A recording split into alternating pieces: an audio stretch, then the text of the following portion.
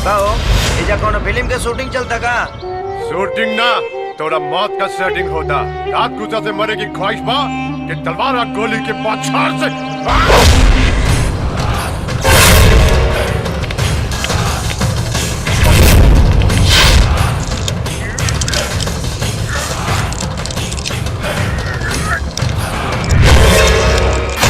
तलवार तिलक में चढ़ा दिए आ गोली अपना बहन के चोली में रख दिए। जहिया ओकर डोली उठी ओह दिन पड़काई।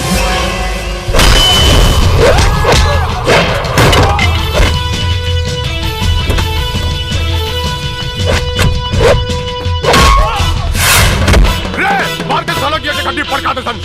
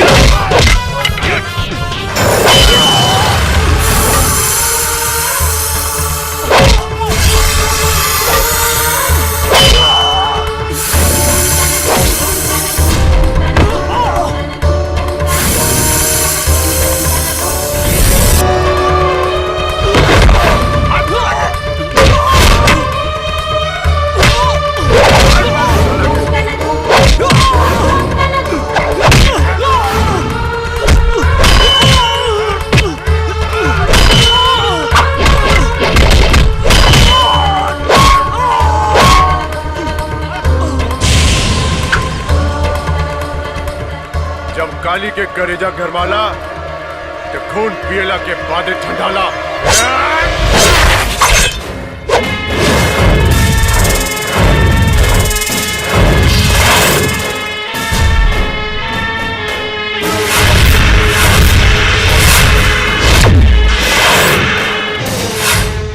अब ही समय है, भाग जो, वरना तो हर करेजा के गर्माहट घबराहट में बदल जाई। कवन है रे? यमराज के बेटी, बहन के लुगाई, तो हर मौत के परछाई। रे मौत के परछाई के नौच के पहुंच दसन। साला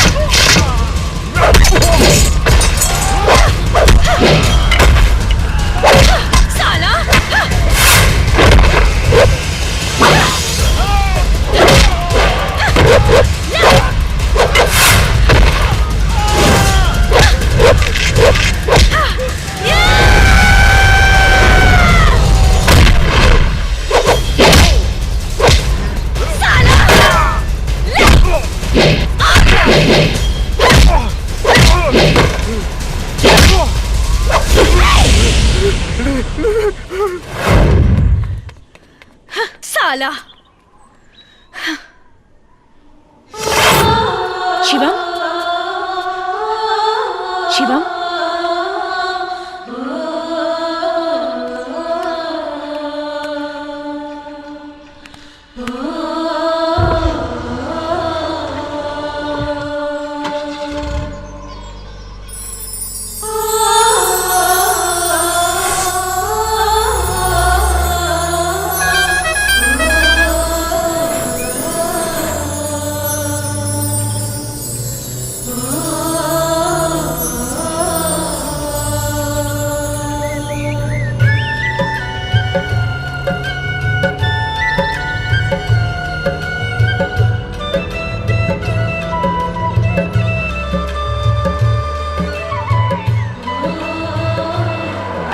छोटे मालिक आ गए।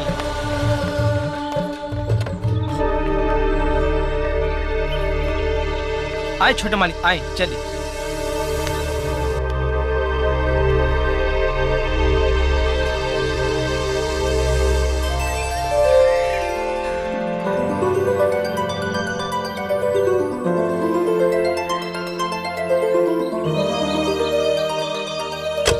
चलिए मालिक चलिए। अरे हमार बेटा आ गए, देख के जिया जुड़ा गए बेटा।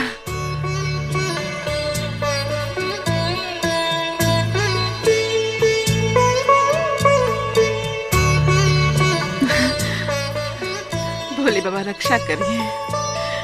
प्रणाम माई। खुश रहे बेटा। भाऊजी प्रणाम। जियत रे बेटा।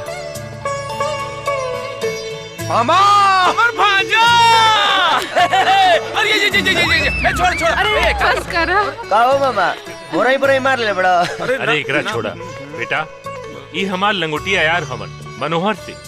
प्रणाम चाचा जी। खुश रहा खुश रहा।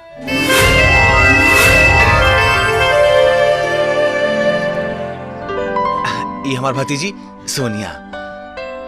नमस्कार करें कि हाय हेलो। बहुत कंफ्यूजन बा। ढेर कंफ्यूजिया मत, गोड़ द के घींच द। चल भीतर चला बेटा। आवा चला चला कुमार, तोहू ना सवेरे सवेरे शुरू हो भांजा आवे के खुशी में इतना ना भी ध्यान मार। नहीं के कि हमार लड़का आए वाला अब है। तो हमरो तो भांजा बा। का बात बा, तू बड़ा परेशान लगा तारा। माई रास्ता में हमरा पर गुंडा अटैक कर दिलन से। हम जख्मी होके बेहोश हो गए, लेकिन जब हम होश में नहीं हता अपने आप की हुआ पौनी। ओकरा बाद खुद के देखनी हता, ना कोनो जख्म के निशान, ना दर्द के एहसास। आखिर चमत्कार की सनमाई। बेटा ये सब शिव जी की महिमा बा, वो तोहरा पे कब्बो आँच ना आवे दी है। हम सब समझ गए, वो जरूर बारूद सिंह के पोतल कुक्कुर होइयन सन। अरे वो कमीना बचपने से तोरा पीछे पड़ल बा। लेकिन चाचा जी, बारूद सिंह तो अपने के साला हवन, फिर कैसन दुश्मनी? बेटी, शिवम के माई से पहले हमार बियाह बारूद सिंह के बहन मीना से भइल रहे, लेकिन वो हमेशा बीमार रहस। और जब डॉक्टर ओकरा के एक दिन बतैलस कि वो कब्बो माई न बन पाई, तहे से ओकरा के बहुत सदमा पहुंचल और वो जहर खा के आत्महत्या कर लेलस। और बारूद सिंह समझलन कि बच्चा न होके की वजह से हम ओकरा के मुआ देनी। बस तबही से बारूद सिंह हमरे परिवार के दुश्मन बन गई और हम बचपने में शिवम के अपना से दूर कर देंगे। बाबूजी हमार चिंता छोड़ दी, अब हम सियान हो गए बनी। हम ईंट के जवाब पत्थर से दे सकीला। ऐसे भी रहो सबके प्यार दुलार ला हम बहुत तरसल बनी। अब हम कहीं न जाए, यही जी रह के अपना कॉलेज के पढ़ाई करब, अपना माई बाबूजी की सेवा करब। लेकिन बेटा प्रताप, आदमी का सबसे बड़ा ताकत ओकर हिम्मत और हौसला होला, और उ बात शिवम बेटा में। शिवम बेटा, हम आज तो एडमिशन सोनिया कॉलेज में करवा देता और दोनों साथी जइहन लोग पढ़े। थैंक यू चाचा जी। अरे शिवम, ये खूबसूरत रुद्राक्ष के माला खरीद ले बारा कि केहू गिफ्ट दे बा? अरे अब ई मत कही हा कि इहो चमत्कार से तोहरा गले में प्रकट हो गइल बा। साले कुकरौछी की औलाद, कुत्ता के ना मुर्गा और बकरा के मांस खियौली तोहनी लोगन के, ताकि दुश्मन के करेजा नोच सकसन। खुद ही नोचा के आ गई ले। ओहो एगो लड़की से। वो लड़की ना लड़ाकू विमान से भी डेंजर बिया। साली आंधी ऐसा आइल और तूफान जैसन हमनी के तबाह कर गई। साला बारूद सिंह की इज्जत के धुआं उड़ा देले सन। अरे आज तक के हूँ मर्द में इतना हिम्मत ना जागल कि वो हमनी पे अंगूरी उठा सके, तब फिर वो लौंडिया के का औकात बा। चहिया चपेटे में आ जाए ना, लपेट के खड़े खड़े ली ले हम। शिवम, लागता कानो डेंजरस रोमांटिक सपना देखत रहल हा। सोनिया तू हम तो तोहके जगावेला आए नहीं हा। अब हमके का पता कि तू चुम्मुक नियन सट जाइबा। सॉरी सोनिया। अब सॉरी के शुक्रिया मत दा। 8 बज गए, जल्दी से तैयार हो जा, ना तो कॉलेज में लेट हो जाए। अभी तैयार चलो।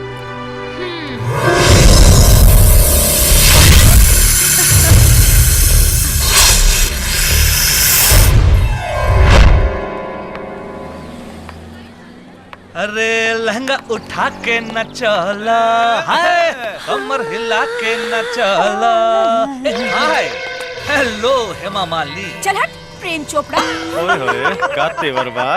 अरे कहियो तो पटी। हाय श्रीदेवी। चल हट शक्ति कपूर। आओ hi hello hi how are you Kareena Kapoor. चल हट कमीने, अब आगे देख।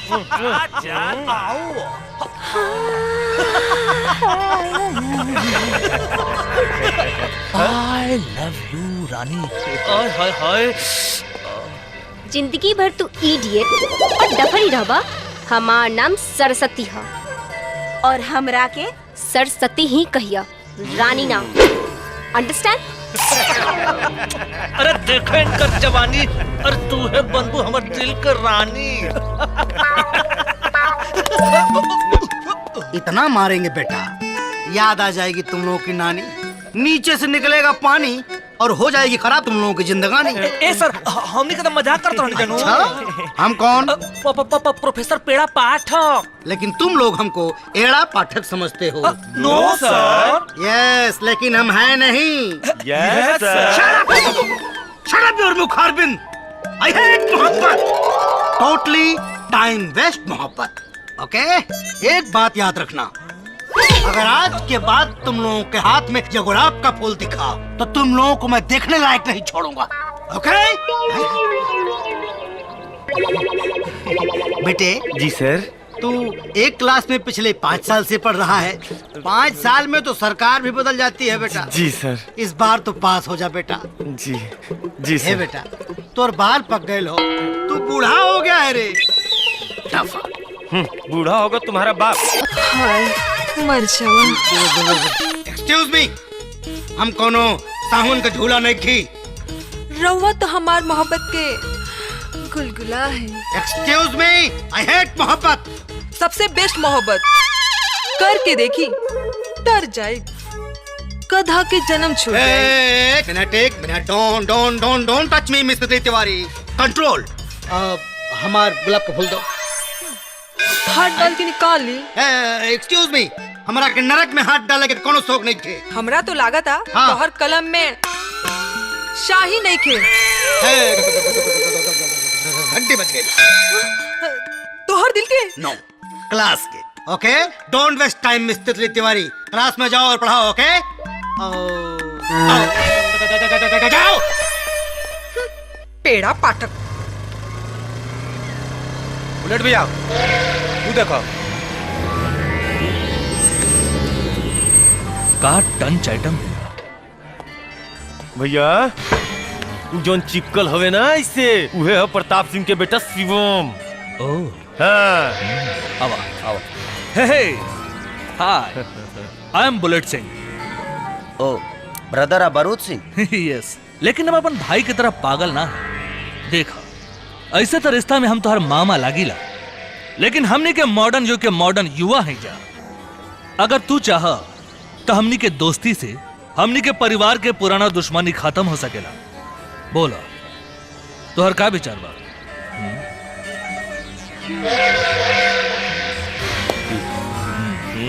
चला पूरा चिरकुटे बुझाते।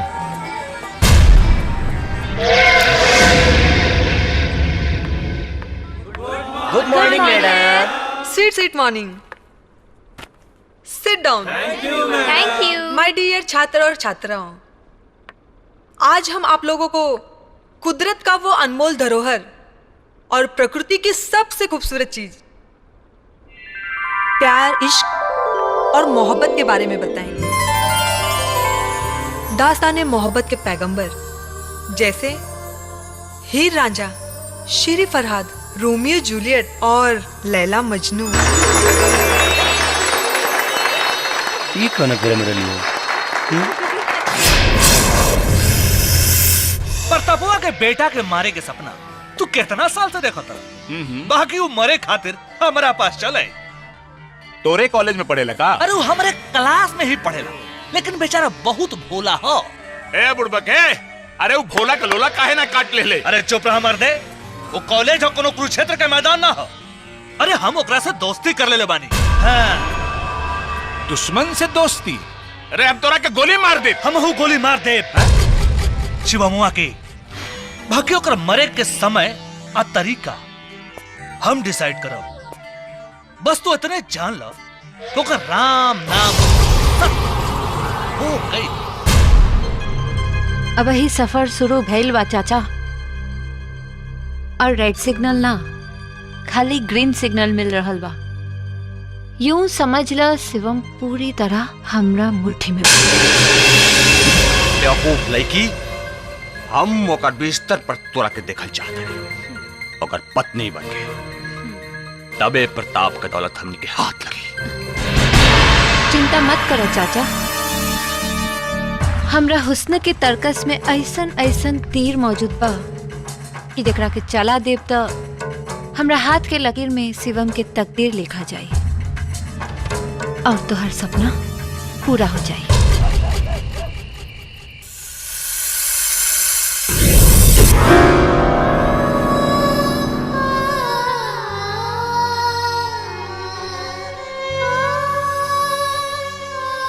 जिंदगी कितना मासूम बा, अगर तन्हाई के तिनका से तनी को खरोश लाग जाओ तो जियल दुश्वार हो जाला। बेटी शिवानी बेटी, अरे गटई बड़ा सूख रहल बा, तनी एक गिलास पानी पियावा ना।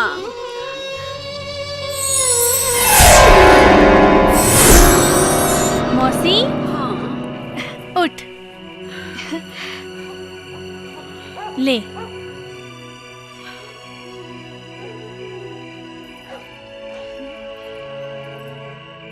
अरे हाय रे हमर करम, 3 गो बेटा पैदा कनी, बाकी एगो बांझ के जिंदगी जियतानी।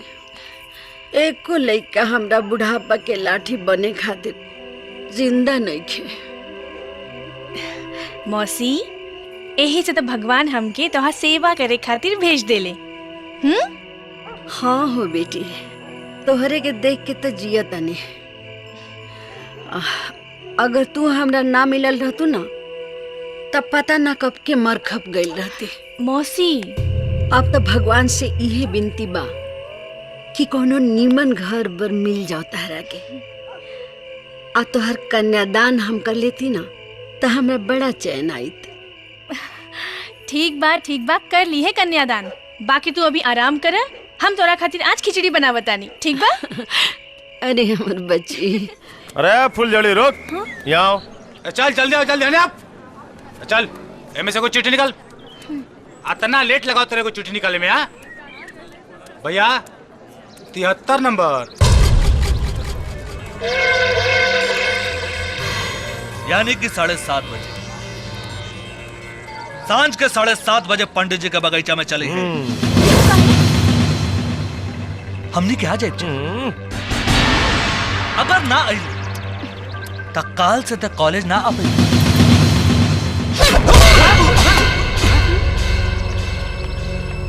ओह सॉरी जी। नमस्ते जी। अरे भैया तू अभी नया आयल बड़ा, देखा काली कॉलेज काहे ना आई है? कौन त्योहार बाका जी? हमार तिलक हो। मुबारक हो, बहुत अच्छा। लागत है घर के कहीं दिखले बनी। ए चिकनी चमेली, हाँ? चल एमे से को पर्ची निकाल। कौन लकी ड्रा बाका जी? हाँ ना, हमार सुहाग रात के मुहूर्त हो। ओह चल निकाल निकाल जल्दी।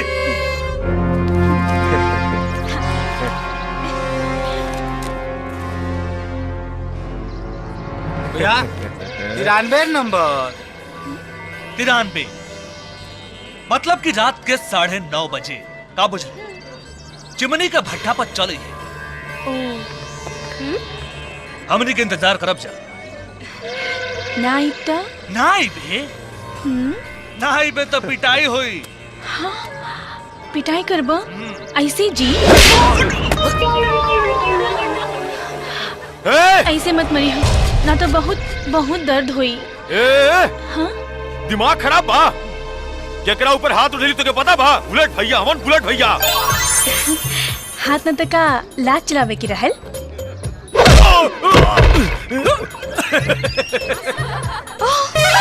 ऐसे मत मरी हाजी, ना तो बहुत दर्द हुई।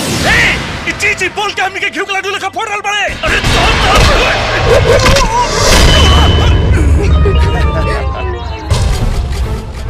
नाम बुलेट और काम बोका के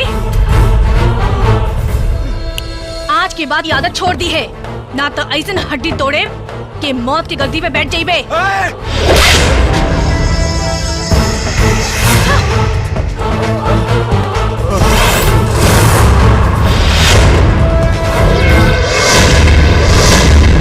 चला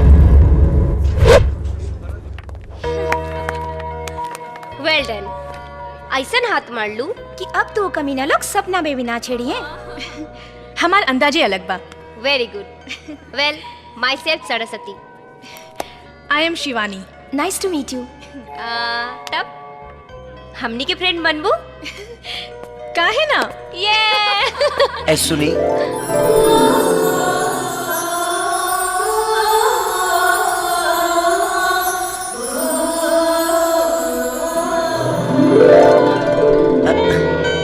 यस, व्हाट्स योर प्रॉब्लम? हम तरह के कहीं दिखले बनी? लड़की पटावे के बहुत पुराना फॉर्मूला है मिस्टर। हमार विश्वास करा, हम तरह के दिखले बनी। अब कहाँ दिखले बनी हमारा कुछ ध्यान नहीं किया। सो आई डोंट केयर।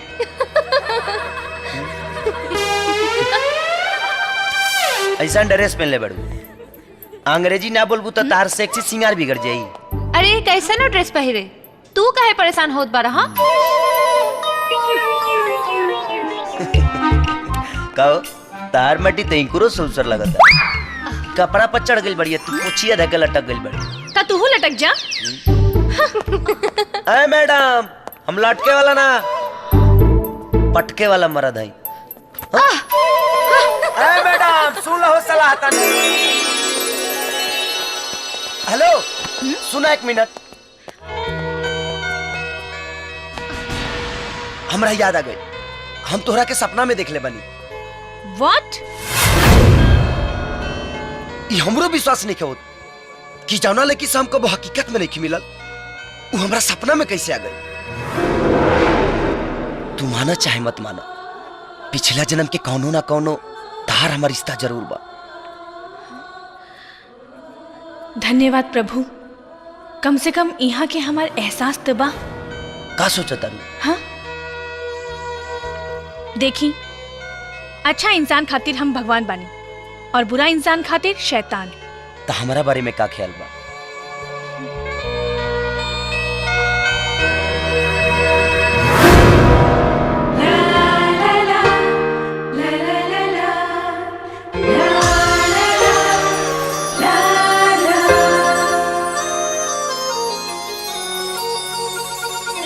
लागल रह लोग, लागल रह। काश ऐसन दोस्ती हमार पेड़ा पाठक से हो जाइत तो लाइफ में मजा आ जाइत। ई पेड़ा पाठक के हैं मैडम जी?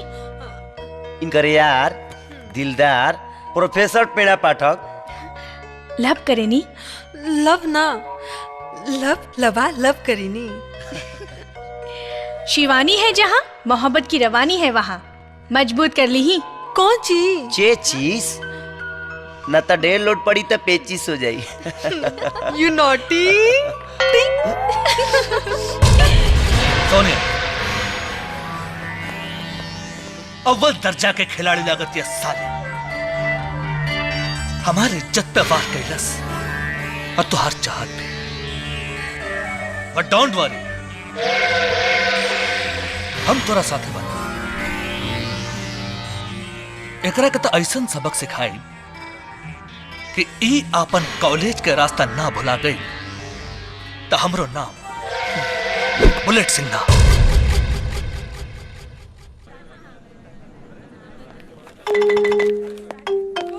गुड मॉर्निंग सर। वेरी गुड मॉर्निंग बच्चों। अब आई अच्छा बच्चों, अंडा रख ले बड़ा, टेक योर सीट बाकी प्लीज। मुर्गा तो तोहके हम बनाई। थैंक यू सर।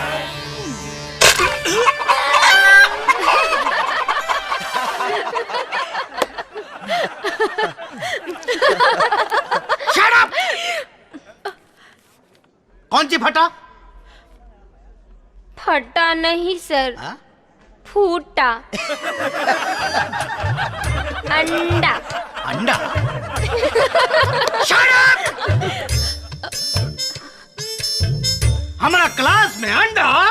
सर, विज्ञान बहुत आगे बढ़ गई बा, कंप्यूटर के जमाना बा। मुर्गी के बदले मर्द मुर्गा अंडा दे सकेला। में हमार गलती नहीं है, ये हमरा नीचे अंडा रख ले भैया। हाँ सर। ना। Shut up! हमारा नाम पेड़ा पाठक है, एड़ा पाठक नहीं। तुम्हारे सारे बदतमीजियों का अल्ट्रासाउंड एक्सरे हमारे पास है। उठो और जाकर इसे धो लो। गंदगी मत फैलाओ क्लास में। उठो, बदतमीज कहेंगे। Shut up!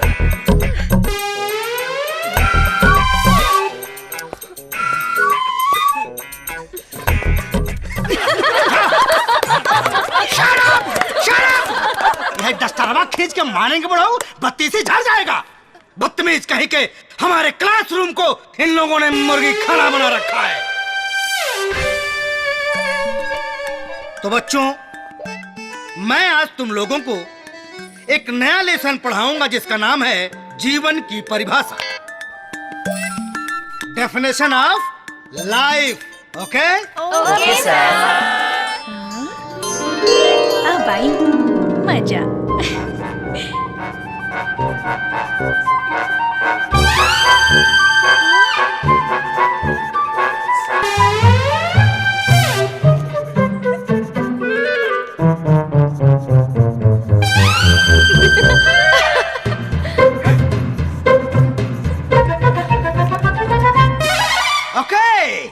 एक्सीलेंट सर।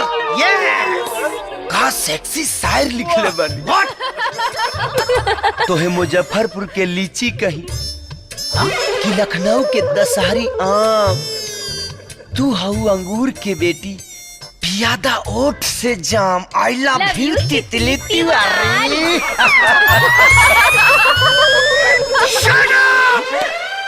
ये तितली तिवारी हमको तितर बना के छोड़ेगी। इस मिस टीटी को अगर उसकी सीटी बजाकर हमने कॉलेज से बाहर नहीं निकाला तो मेरा नाम पेड़ा पाठक नहीं। Miss TT! हाँ, अब देखल जाई के पीपी सर के टेम्परेचर घटता के बढ़ता।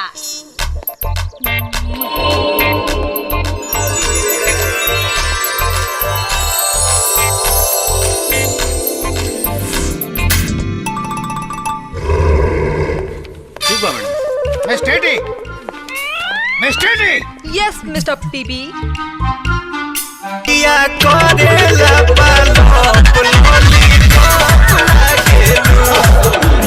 एग्जाम नजदीक आ रहा है बच्चों, काटूंगा गिरा के सालों।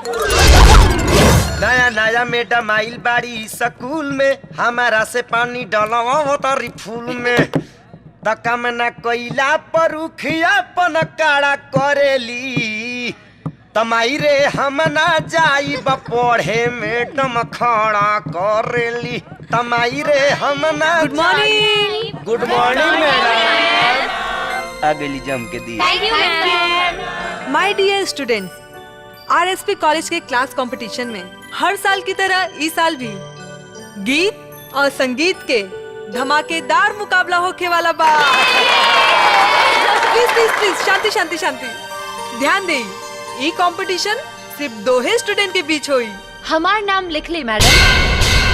एह क्लास में केहू में इतना दम नहीं खे जे हमार मुकाबला कर सके। मैडम जी, हमार नाम दर्ज करी, मुकाबला हम करब। फाइट होई। यस। Very good. अब सवाल ये उठता, ये दोनों गोपियन के कृष्ण कन्हैया बन के ताता थे या के करी? हमारा छोड़कर दोसर के बजे आइए मैडम।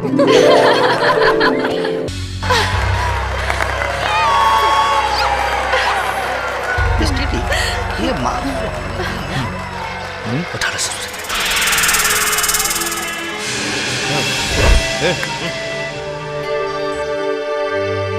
तो बच्चों, अपने आरएसपी कॉलेज के क्लास के डांस प्रतिस्पर्धा में ऐसे तो दोनों लड़की कमाल का डांस कर ले बाड़ी, लेकिन अंक के हिसाब से विजेता तक खाली कोनो एक हुई। और आज के विजेता बाड़ी मिस शिवानी।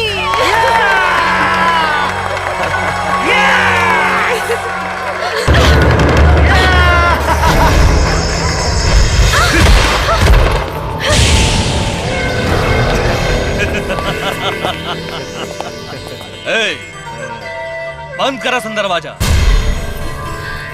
आज करोड़जा पुर्जा ढीला करत रे, दरवाजा खुला रख, वरना तोहनी लोगन के भागे के मौका भी ना मिली।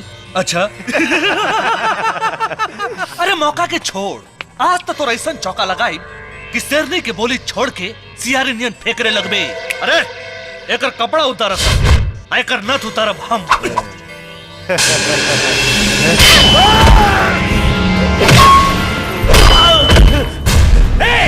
मारे लगे।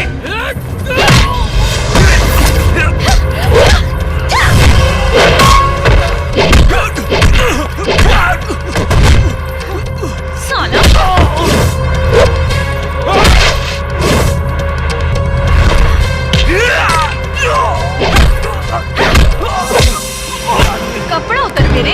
हाँ?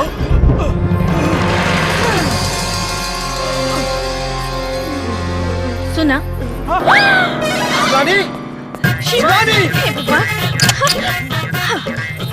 क्या गिरा? अरे गिरना।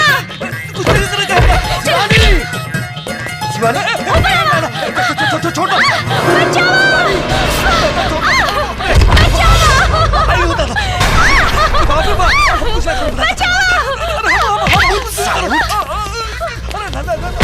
साले बलात्कारी मामा, आज तोरा के पैजामा नियन धोब आ पतलू नियन सुखाई। ते दोस्ती टका दुश्मनी के भी काबिल नहीं खींच।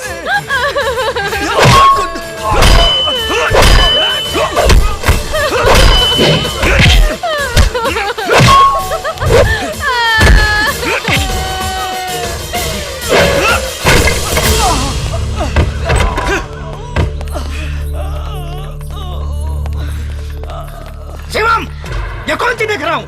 सर, अयासी के गोबर पजामा ली कुकुर मुद्दा शिवानी के रेप कल चाहत रहा। ऐसा चेप देनी कि अब जीवन भर चमन परास चाट के अपन हड्डी मजबूत करी।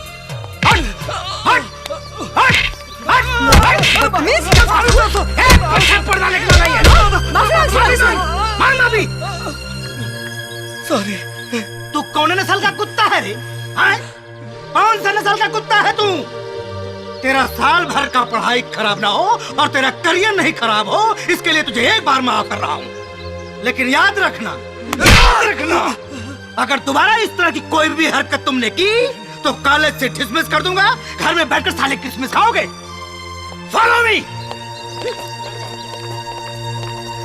चला शिवानी, तोहरा के घरे छोड़ दी। शिवम, सोनिया, ये आज जौन कुछ भी हम करनी है ना, ये सिर्फ हम तोहरा खातिर करनी है। हाँ, लेकिन इस साले बहुत मर्द मार भी आई। लेकिन तू चिंता मत करा। देखा, अगर तू शिवम के पावल चाहत रहो ना, तो आज हम जे शिवानी के साथ करल चाहत रही ना, उतारा शिवम के साथ करे के होई। बोला तो कर सकेलू? बोला। हम शिवम के पावेला कुछ भी कर सके नहीं।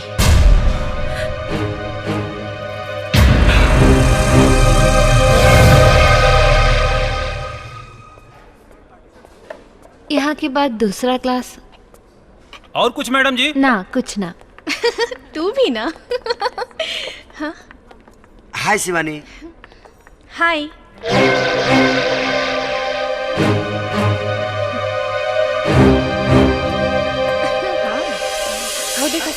एक घंटू। हाँ मैडम जी। 4 प्लेट समोसा, चटनी मार के। अब ये लावत नहीं। हो देखा अपन सती नहीं आके, अभी से डेरा जमावले बिया।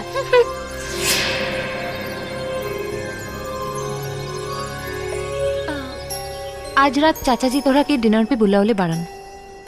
काहेला? अब ई तो उहे बताई है। आइबो ना? जब चाचा जी इतना प्यार से पहली बार घर पर बुलौले बड़े, तो हम जरूर आए। थैंक्स। यही बात पे समोसा। ला। अरे ना, हम खा के बनी, तू खा। तनी मनी खा के तो देखा, बहुत टेस्टी बा।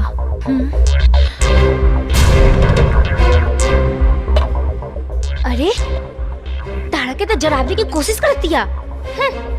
जे दूसरा के जरावेला वो एक दिन खुदे जर जाला।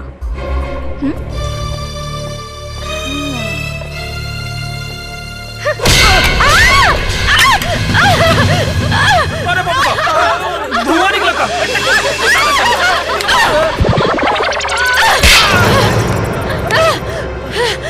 ये रास्कल! मैडम जी एक थप्पड़ और मार ली, लेकिन पहले ये बताएं कि हमरा हाथ के झटका के मारला सब। बकवास बंद कर, ना तो लात मार दे। पूरा ड्रेस के सत्यानाश कर देलस। शिवम, हाँ? हम ड्रेस चेंज करे जाता हाँ, जाके ना गया। बाप रे बाप, भागा हो, बम फूटे से बच गई। तो नकल करे के भी अक्ल चाहिए।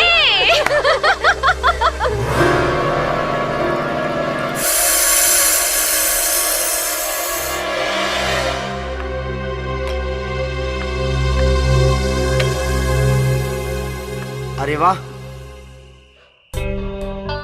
सोनिया, चाचा जी अभी लेना है नहीं? आ जाइए हन, इतना अगुताई का है बारा। शरबत पिया।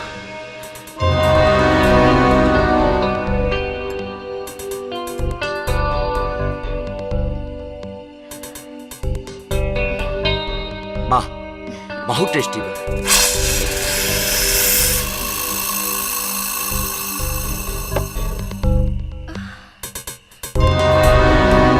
सोनिया, तारा कुछ होता का? जो तोहरा के होके के चाहे वो हमरा के होता। चला, हम तोहरा के अपन घर दिखावा तानी। आवा। लेकिन चाचा जी। शर्मा मत, आवा आवा। यह हमार बेडरूम, पास में गुदगर गद्दा और साथ में जवानी। रवा अकेले कहाँ बानी? सोनिया ही का बोलत तारी?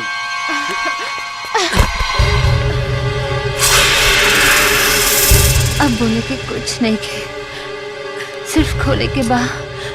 तोहार दिमाग खराब हो गया। तो ठीक कर देना। सोनिया तू गलत करत तारी। जौन शादी के बाद होके वाला बा, अगर वो पहले हो जाए तो हमें गलत का बा।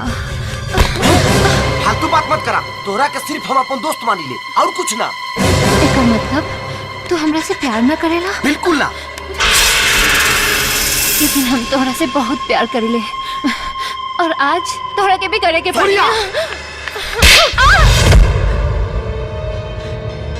शिवानी, ई जब कैंटीन में घर चले के कहलस, हमके तभी एकरा नियत पे शक हो गिल रहे। चली।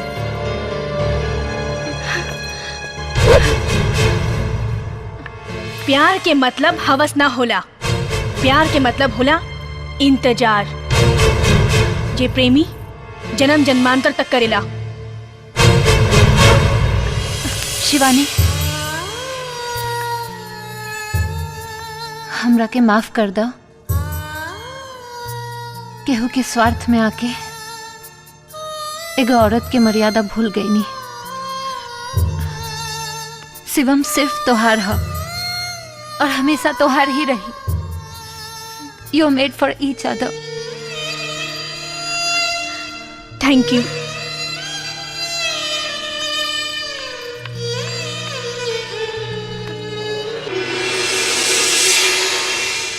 तू के हो? शिवानी। झूठ बोला तारू। तो हर काम इंसान जैसा ना, देवी जैसन बा। तू जरूर कनो देवी हो।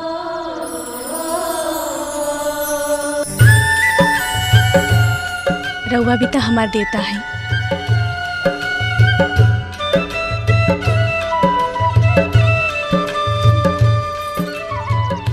एकर मतलब तू संस्कृत में प्रेम, उर्दू में इश्क, हिंदी में प्यार, अंग्रेजी में लव, अब भोजपुरी में जिया भी रउआ साथे, मरब भी रउआ साथे। अरे जिया हो हमर करेजा। हम चाय नहीं खे पियत। जानीला जानीला। हाँ प्रताप, हम बहुत दिन से एगो बात कहे चाहत नहीं। अरे भाई साहब, काहे सकुचाता नहीं? जे बोले के बाद बोल दी। भाभी जी, बिन माई बाप का बेटी ही है सोनिया। ओकरा के अपन औलाद से भी ज्यादा प्यार दुलार से पल्ले बानी, और हमार जौन कुछ बा सब वो करे बा। सोनिया अब सियान हो गई बाड़ी, शिवम और सोनिया एक दूसरे के करीब आ गए बा लोग, यही से हम चाहते नहीं कि दोनों लोग का शादी कर देवल जाओ। देखा भाई, हमनी के एकरा में कोनो एतराज नहीं खे, लेकिन मंजूरी शिवम के राय जनला के बादे दे सकब। अरे वो तो सुनते हाँ कर दी हन। शिवम और सोनिया एक दूसरे के बहुत प्यार करेलन। अरे चाचा जी आवा बेटा।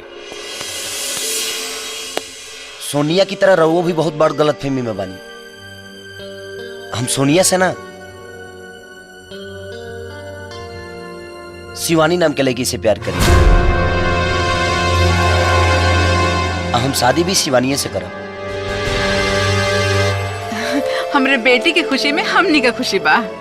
देखा भाई, अब तो फैसला हो गई। अरे लेकिन चिंता का कोनो बात नहीं खे, रिश्तेदारी ना भइल तो का भइल, हमनी का दोस्ती हमेशा कायम रही। अरे हमरा के टेंडर ऑफिस जाए के बाद चला, रास्ता में तोरा के भी छोड़ दे। हाँ, आवा कुमार चला। हाँ चलो। आवा तनी बेटा। शिवानी हैं? का मामा सवेरे सवेरे मार ले बड़ा का? अरे छोड़ा, तू सुबह सुबह पीछे पड़ जाला। अच्छा बेटा, ये बतावा कि ई शिवानी के बाड़ी माई मार बेटा। चलो कुमार आवा। जी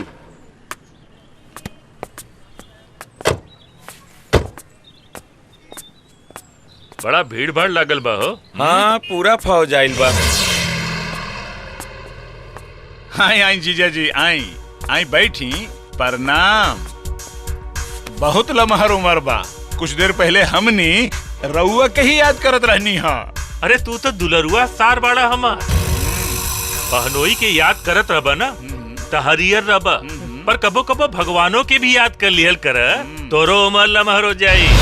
जीजा जी टेंशन मत ला, हम तोहार मौत के बादे मरब। यहाँ भी शुरू हो गए। नमस्कार। हाँ नमस्कार। प्रताप सिंह आइए, यहाँ साइन कीजिए।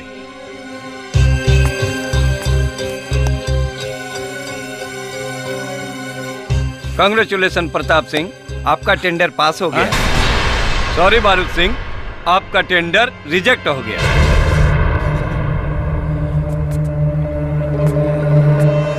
जैसन नियत वैसन बरकत। चलो कुमार। बधाई हो जीजा जी। हम तोरा के देख ले तोरा के। चला काली। हाँ देख लेना। टेंडर पास करावे खातिर इस फौज लोग के कौनो जरूरत नहीं खे, हम अकेले काफी बानी। बैठा बैठा। आई आज तो पूरा बोतल पी जाए। और काम नहीं के। साले के मुंह सुथनी नियन बन गई।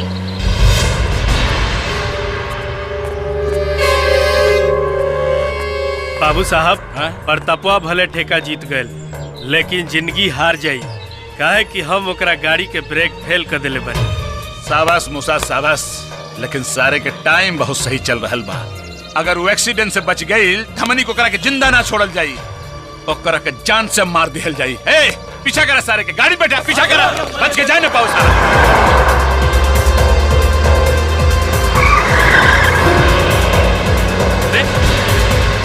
क्या करता रे? ब्रेक फेल हो गई। ब्रेक फेल हो गई। बाहर के साइड में हटाओ। अब क्या हुआ? चलो। अरे ब्रेक फेल हो गई बाबा।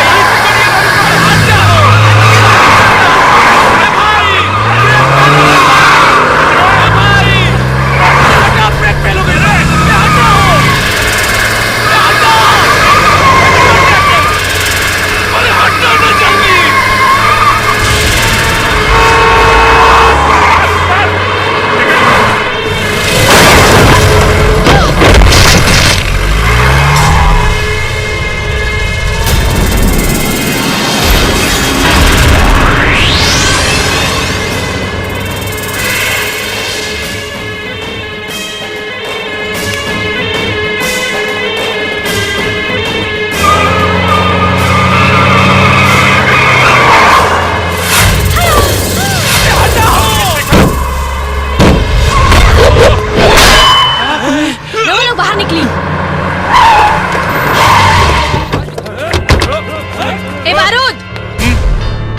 वापस लौट जो।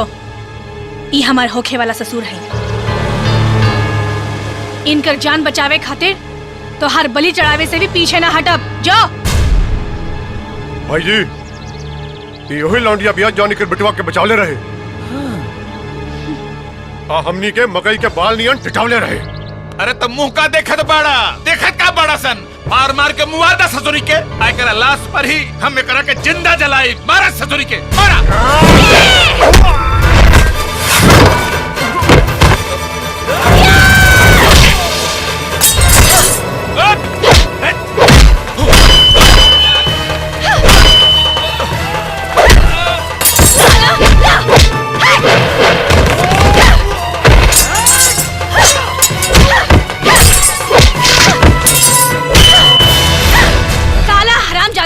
आज तोहरा के अरे भाग रे, भाग भाग भाग साला भाग गए ससुर। विमान मारे, अरे जान बचाए के भाग, बाद में देख ले साले के। हम बहुत भाग्यशाली बनी बिटिया, जवन माँ दुर्गा के रूप में तोहार दर्शन हो गए। हाथ जोड़ के हमके पाप के भागी मत बनाई बाबूजी। राउर आशीर्वाद ही हमार शक्ति बा। हमके आशीर्वाद दी कि राउर बहू बन के मरते दम तक राउर सेवा करी। कहीं तू उहे शिवानी तो नानो बाड़ू जैसे हमार बेटा शिवम? जी हम उहे हैं। अपना बेटा के पसंद पर हमरा नाज बा। तू ही हमरा घर के बहू बनबू। शर्मा गईली।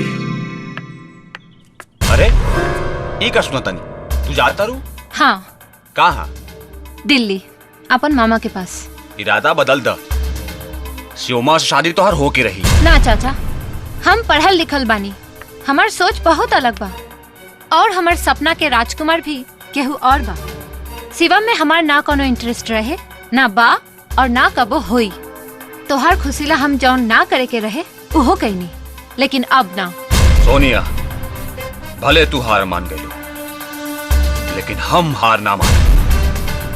तोहरा जौन करे के बा कर, हम जाता नहीं।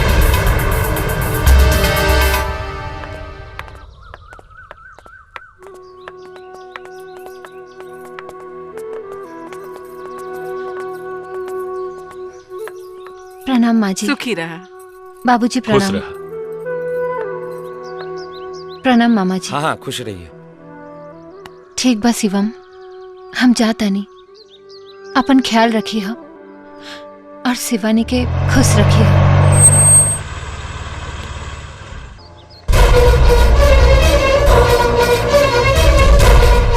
तुम लाख छुपाओ सीने में एहसास हमारी चाहत का, दिल जब भी तुम्हारा धड़का है आवाज यहां तक आई है।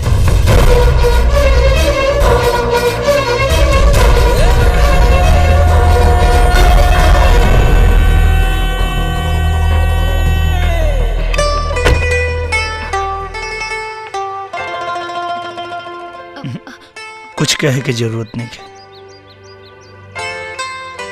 किसी शायर ने खूब कहा है,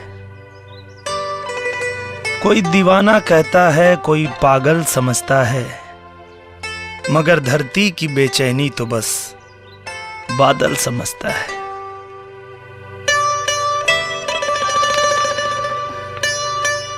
तो मुझसे दूर कैसी थी, मैं तुझसे दूर कैसा था, ये तेरा दिल समझता है या मेरा दिल समझता है। सॉरी। चल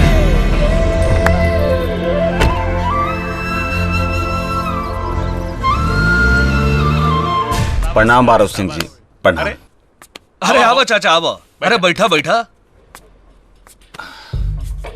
का हो मनोहर, सुनली है तोहार लंगोटिया यार तोहरा इज्जत का लंगोटा फाड़ देले से। वही के चुस्त दुरुस्त करे खातिर तोरा से दोस्ती के हाथ मिला गया बानी। तोहार दुश्मन हमरो दुश्मन बन गइल बा। हमारा कुत्ता के आगे हड्डी फेंके के तनी क्यों शौक नहीं खे, लेकिन सोचा तानी तोहरा के एगो मौका दे दी, तब पता चली कि तोहरा दांत में मजबूती बा कि ना। अरे हम आदमी तनी दूसरा किस्म के बानी। खुशी के बाद जब मातम होला ना तो हमरा को बहुत मजा आवेला। अब की ममहर से न्योते में दिदिया के सौतन खातिर साड़ी ना, भगना खातिर कफन जाई कफन। इस समझ ला कब हमारा अंदर के असली शैतान जागे वाला बा। ओम मंगलम भगवान विष्णु मंगलम गरुड़ध्वज मंगलम पुंडरीकाक्षाय मंगलाय तनोहरि सर्वमंगल मांगल्ये शिवे सर्वार्थ साधिके शरणे त्र्यंबके गौरी नारायणी नमोस्तुते। अब फेरा संपन्न हो गई, वर वधू बैठ जाएं। शिवम भाई बहुत अच्छा लगा तारा।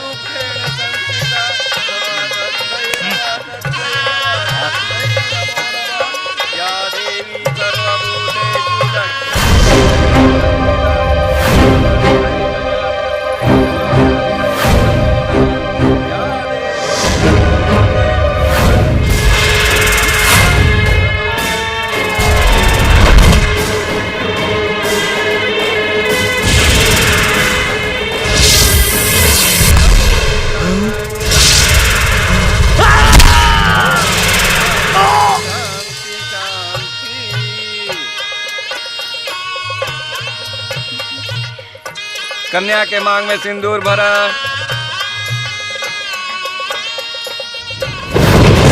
उठल बा आसमान, फट गइल बा जमीन।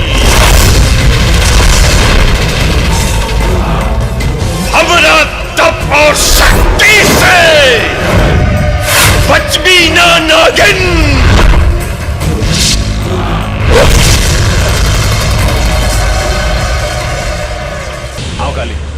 का मूसा भगिना के क्रियाक्रम और भोज के तैयारी के आ गई ले। भोज के छोरी सिवानिया या हमरा आग का घर भोज कर देले बिया।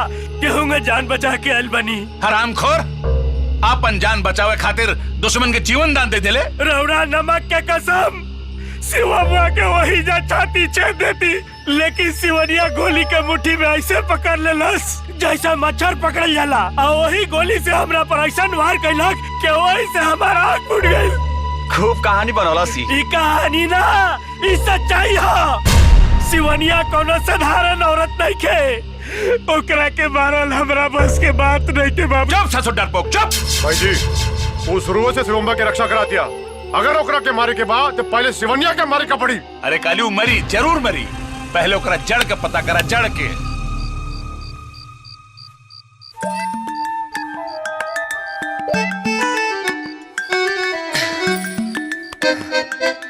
का हो करे जा, गाड़ी लड़ी की डेट बढ़ी? डेट बढ़ी।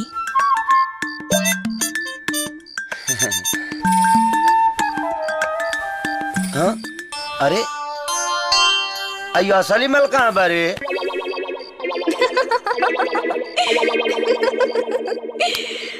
अरे लइकन के भौजाई हाउ तो करेलू भातारी से ठिठोली, तमन करता पहिले टोली ओकरा बाद में चोली खोली। तनी कंट्रोल करी। पहले दूध पी के जदरा तो बना ली। अरे हाँ, हमरा पिए के तो अपने पी गईलू। रवा पी के का करब? हाँ? अरे काहे हमार वाला काम तू करबू का? लार मत चुआई, ठेके हरे रहे के पड़ी, भेटाई नहीं। मजाक करत रहू ना। हम मन्नत मंगले रहने की छठ के व्रत के बाद सुहाग रात मनाए। देखा ऐसा जुलुम हमरा पे मत करा। ऐसे भी प्रेम पूजा के बाद सब पूजा तो हो ही जाला। कुछ दिन रहुआ बर्दाश्त नहीं कर सकत का? सुनी, जैसे रहुआ इतना दिन खेपनी वैसे ही कुछ दिन और खेप ली प्लीज। हे भगवान, तहार का होई? ली गुरुदेव, चंदन के दातुन से मंजन कर ली। कई साल समाधि में रहला से रौरा मुंह में काई बैठ गल हुई। ली गुरुदेव, गुरुदेव भोजन तैयार हो गई बा, चल के भोग लगाई। चुप रह दोस्त, क्षमा गुरुदेव, बरसों बीत गए तबो रउरा भूख नहीं खे। भूख बा लेकिन रोटी के भूख नहीं खे। भूख बाऊ नाग के मणि के भूख, मणि के भूख बा।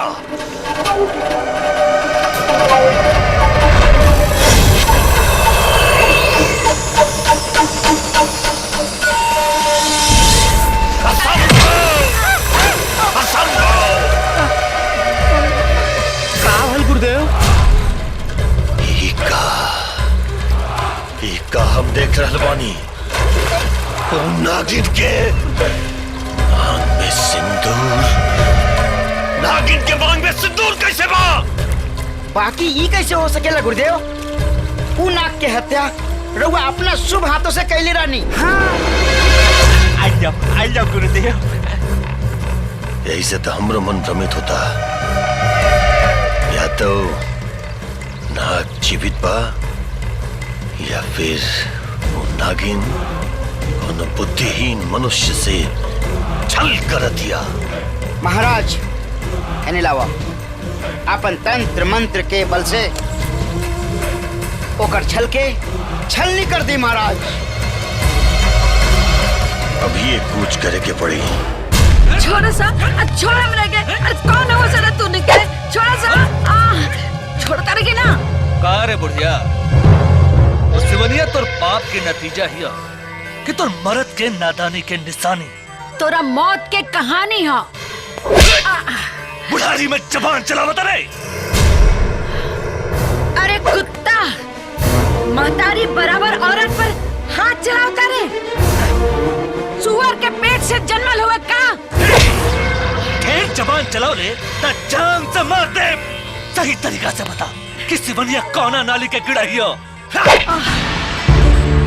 जिंदगी से अकुता के हम आत्महत्या करे जात रहनी।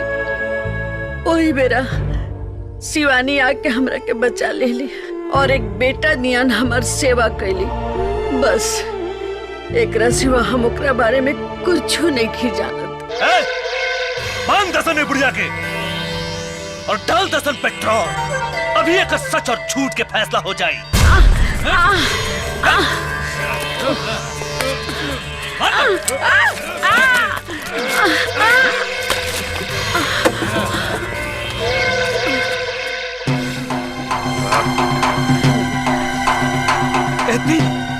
और तोर मौत के बीच में बहुत कम दूरी में सीधा तरीका से सच्चाई बता दे।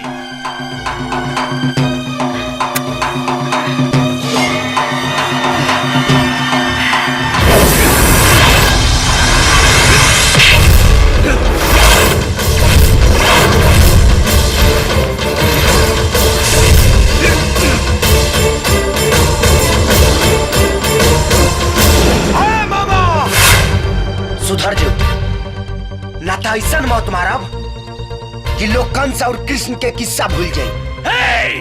खत्म कर दो साले के।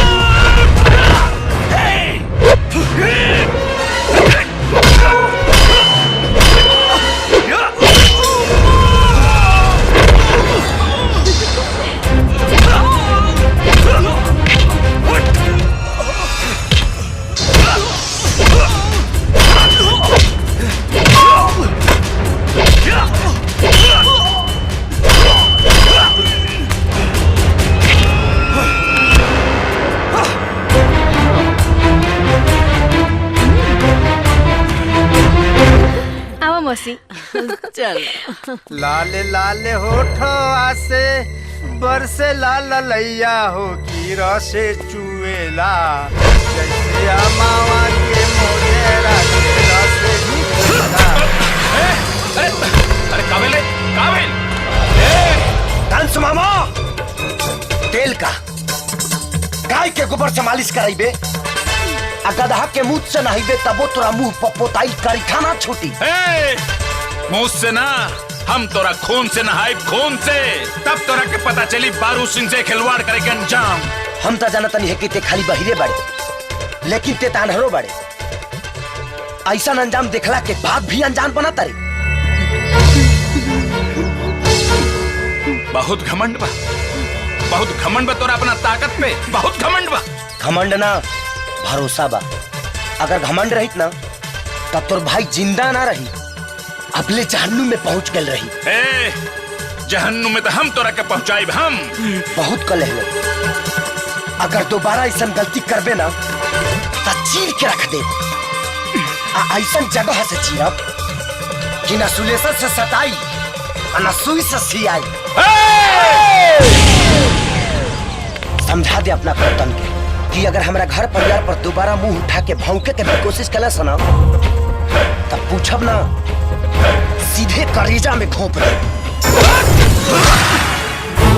सुन, आज से ते अपन बारूद सिंह से नाम बदल के छुटछुड़िया सिंह रख ले।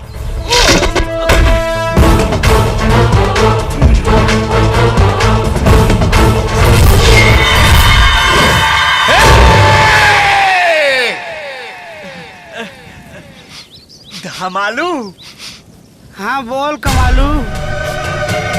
गुरुदेव कौन सी कुकुर नहीं और सुंगता नहीं। कहा है कि गुरुदेव के नकिया में कीरी काटतिया। चुप बुड़बक, कीरी तो नीचे काटेला। कीरिया निचवा से सड़क के नकिया मांगेल हुई। चुप मूर्ख। गुरुजी के नागिन के दुर्गंध आ रहल बा। अब उ नागिन हमनी से ढेर दूर नहीं खे। जब नगिनिया निरवे आ गइल बा तो चिंता कौना बात के। अब चलत चलत हमार पाँव फूल के पुआ हो गइल बा। अब गुरुदेव तनी विश्राम कर ले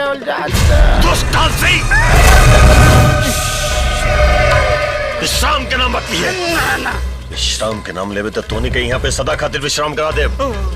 गुरुदेव क्षमा करी, पूछ कल जाए ना, कुछ ना, यही कहीं अपन डेरा डाले की पड़ी। अरे तू ऐजा का करते बड़ा हो? दुल्हन तार इंतजार नु करत होई। जा इंतजार का वो हमार कुछ नहीं के करत। देखा भांजा, थपड़ी एक हाथ से ना बाजेला, दोनों हाथ से बाजेला ऐसे। ये तो मामा हम तरह के समझावल चाहता नहीं। मतलब ई बतावा कि तेरा दारू पिए के खूब ताव बेधले होखे आ तेरा सामने दारू के बोतल धइल होखे तो तू बतावा बर्दाश्त कर पाइबा? राती भर ना सटले उठाइबा, गटले गटक जाई। लेकिन हमरा बर्दाश्त करे के पड़त मामा, यही से हम बड़ा गम में बानी। अच्छा ही बतावा, हम सुनले बानी कि दारू पियला से गम चल जाला। हाँ ठीक सुन ले बड़े। हमार घर द्वार खेत खलियान सब चल गई, तार गम न जाई। खोल बोतल हमार मार। रुका रुका रुका रुका। तारा खोले के एक्सपीरियंस नहीं खे, हमरा के बा। तो खोला। अब खुली।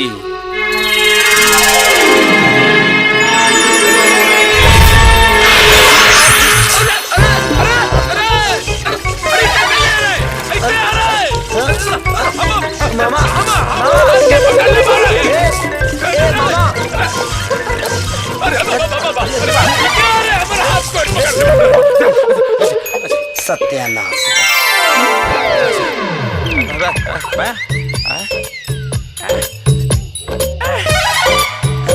मामा सब हमारा गम के तू गमगीन करके छोड़ देला। बुरबक, हमारा भी दम निकल गई रही। तोहार अपन अगला दिल बड़े साहब अपन कम के चिंता लगता। सुना, अब तार एक्सपीरियंस एक्सपायर कर गइल बा। कौची कर गइल बा? कहीं तो हम ठीक कर दी। क्या का जी यहाँ का होता? मामा के बताओ तनी कि दारू पीला से लीवर खराब हो जाला। झूठ। मामा जी हाँ जी, छठ पूजा के दिन नीरा गइल बा और वहाँ एजा बैठ के दारू पियतानी। बुलाई अम्मा जी के। अम्मा जी। दुल्हन दुल्हन दुल्हन अम्मा जी के ना बुलावा, गलती हो गई। दारू के कसम, आज के बाद दारू के तरफ ना देखब, ना देखब, ना देखब। आपन कसम पे कायम रहब। हाँ बस। और रउआ चली। धर तो सब सत्यानाश करके धा देला। जो न रे बुर्बक, हमार दारू के सत्यानाश कर दिले, सब सत्यानाश कर दिले। हमार दारू खत्म हो गई। अब हम काफी बाबा जी के घंटा।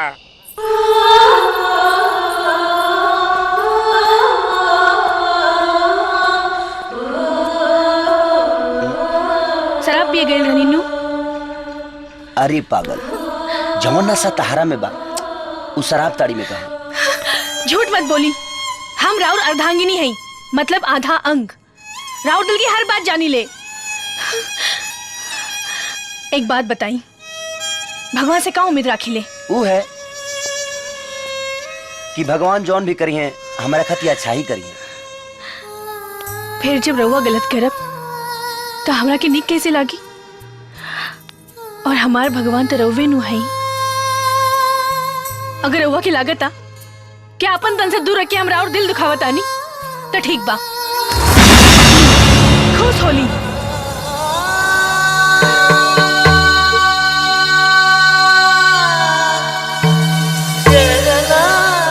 जब तू हमार पत्नी होके हमारा खुशी या लंबा उम्र खाती पवित्र मन से तप कर सका तारू, तो हम ही वादा करतनी कि तहर पवित्रता कायम रखो।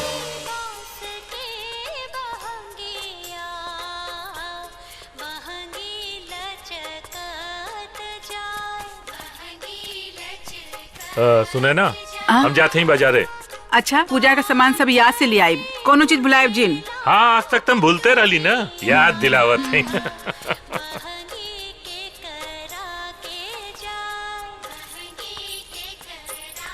अम्मा जी। हाँ, हमू छठ भूखब। दुल्हन, इरादा तो बड़ा नेक बा, बाकी अन्न जल त्याग के ही छठ पूजा करे के पड़ेला। तू नया नोचर बाड़ू, तोरा से ना रोकाई। काहे अम्मा जी? जब रउआ बूढ़ पुरनिया होके आपन बेटा के लम्हर उम्र खातिर अंजल त्याग कर सकेनी, त का हम अपन पति के सलामती खातिर इ त्याग न कर सकेनी? चाहे कुछ हो, हम छठ व्रत करब। दुल्हन, हमार पूजा पाठ कवच बन के हमार बेटा के रक्षा करेला।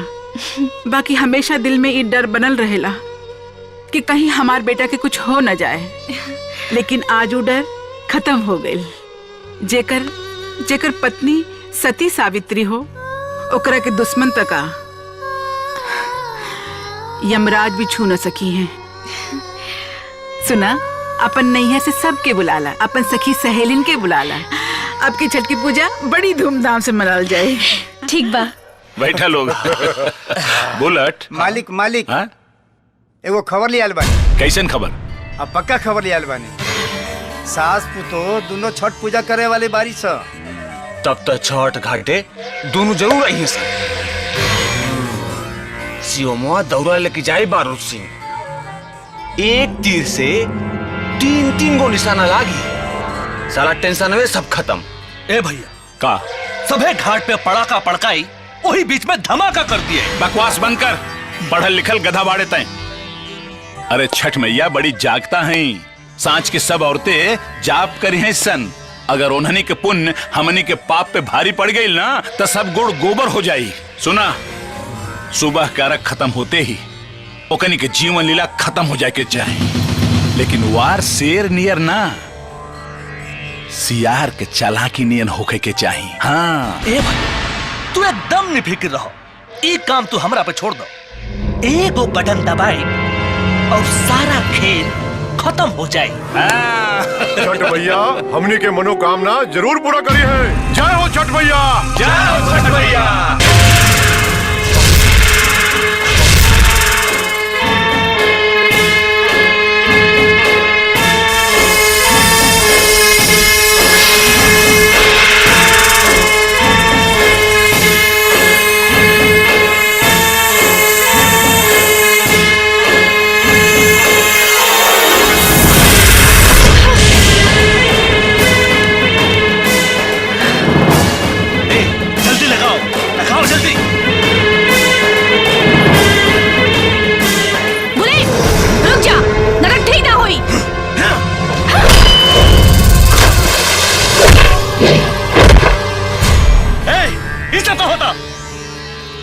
साथे साथे इस सब के जान जाए।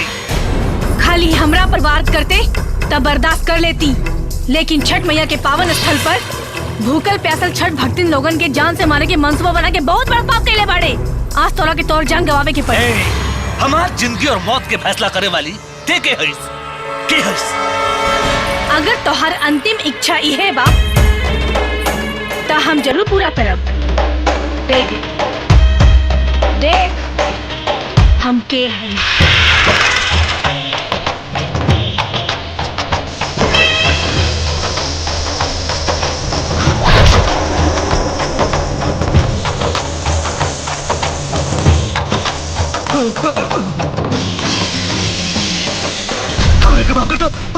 हमरे से गलती हो गई।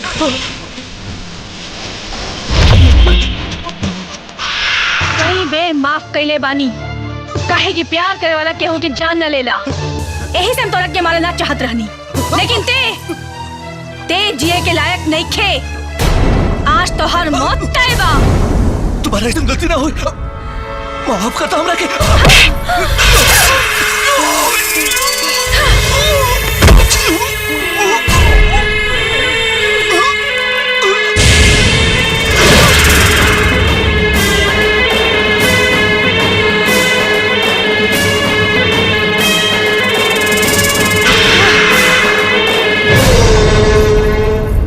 छठ मैया हमने से कौन ऐसा गलती भ गई, पता ना दुल्हन कहाँ चल गई बिया। कहाँ खोजल जाए। अरे बाबूजी खुश रह बिटिया, खुश रह। अम्मा जी खुश रह। ए बेटी, अरे तू कहाँ चल गई रहलू ह? कब से तोहर जोहाई होता? हाँ कितना मन घबरात रहल ह। तू कहाँ गायब हो गइल? हम पुण्य के काम करत रहनी है। तब ठीक बा। ए उठाओ सामान उठाओ। चलो चलो उठाओ सामान। हाँ चलो शिवम ला हो। उठाओ मामा सामान उठाओ। हाँ ठीक बा। हाइला चलो ठीक बा। चलो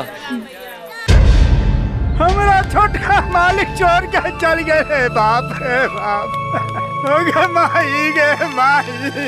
ऐसा तो चुप, बंद कर अपन कुत्ता जैसे रोल, बंद कर। बुलेट, आँख खोल बाबू, आँख खोल। गुरुदेव और भाई मरल नहीं थे।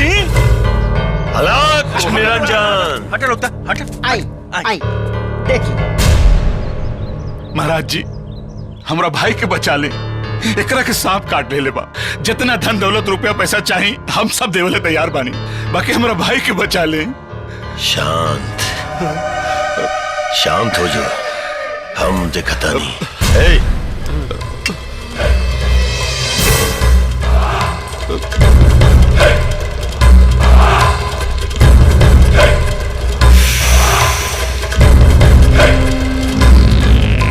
इच्छाधारी नागिन के काटल बा। एक दुश्मनी के क्रसबा। महाराज जी, सांप के दुश्मनी से काल लेवे देवे के बाद। चुप रह मूर्ख, जितना पूछे तानियों का जवाब दे, तब ये कर इलाज कर पाए हम। महाराज, इनका दुश्मन खुदे इनके बहनोई बाड़े। नाम है प्रताप सिंह। गांव के नाम बताओ। विश्रामपुर, यहाँ से 4 गांव बाद बा। महाराज जी, हमार भाई बच जाए नु।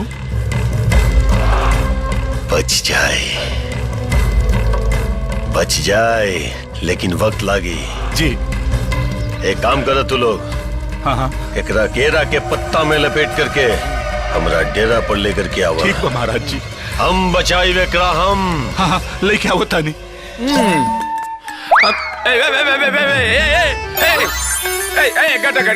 गटा गइल जा। आई हो दादा। हे भगवान, अब तू ही बचाई हा। हो गइल सत्यानाश, पी गइला ना दारू। ए मामा कार चिंता मत करा, छठ बीत गइल बा। अरे हमरा खातिर छठ बीतल रहे, तोरा खातिर ना। आई दुल्हन के मालूम चल जाई तो हमरा दीदी या जीजा के सामने बुला के नचनिया जैसे नचई है। ए मामा हाँ तू ढकेल के सुता। आज गाय भी हम ही गाओ, नाचब भी हम ही नाच ले, अब बजाए भी हम ही। ए नचबे गए उ तो ठीक बा, बजेबे कौन चीज? चला खुदे देख लो। हाँ चल चल चल के देख। बैठा का भइल? भगना के रूम में जाइब। ना ना ना रे भगना ना ना ना ना।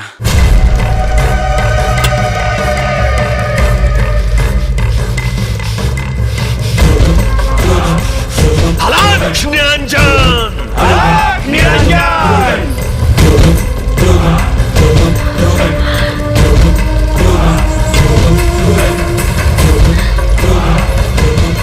प्रणाम महाराज।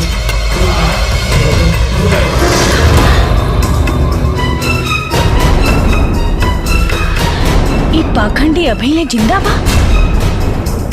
ये कैसे हो सकेला? अरे ऐसे का देखा तानी महाराज? ई घर परिवार पे फैल रहल महामारी के। महामारी? कैसन महामारी? ई घर में एक आदमखोर, एक चाधारी नागिन के पास बा। महाराज ये कलयुग है। हाँ पुराने जमाने के नाग नागिन के कहानी तो हम बहुत सुन ले बानी। हम कोनो कहानी ना अटूट सत्य बता रहल बानी। माते गुरुदेव भांग धतुर बांटे वाला फटीचर बाबा ना हुई। 30 साल घनघोर तपस्या करके अद्भुत शक्ति प्राप्त करने वाला महान आत्मा अघोरीनाथ जी। हम कुल के रक्षा करके चाहता नहीं और तू ठिठोरी कर रहल बारू। महाराज हमसे जौन कुछ गलती हो गई ओकरा के माफ कर दी। अब रउआ के सब कुछ पता हो गइल बा। ती मुसीबत से छुटकारा रउआ दिला दी। हाँ। चिंता मत कर, हम दुष्ट नागिन के अभी अपना पिटारी में कैद करके ले जाए। अलग निरंजन, अलग निरंजन।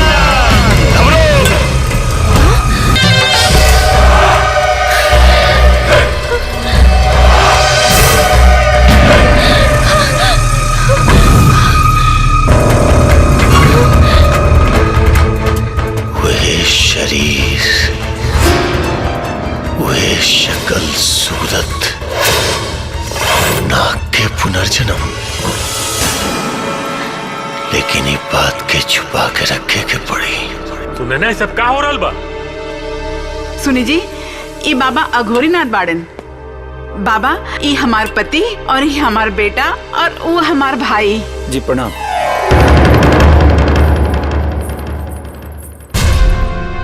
और वो जौन औरत वहाँ खड़ा रहल, वो के बिया?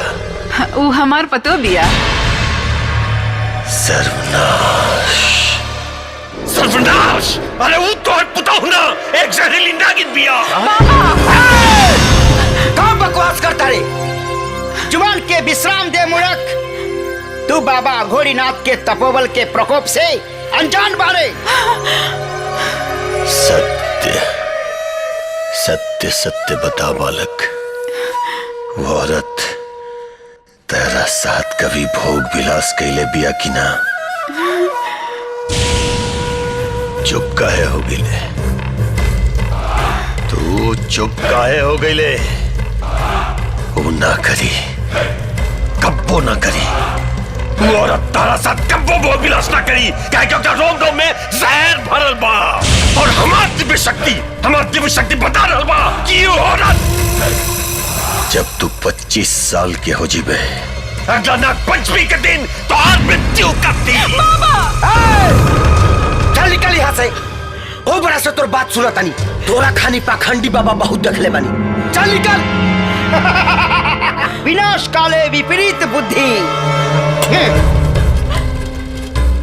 अब हम ना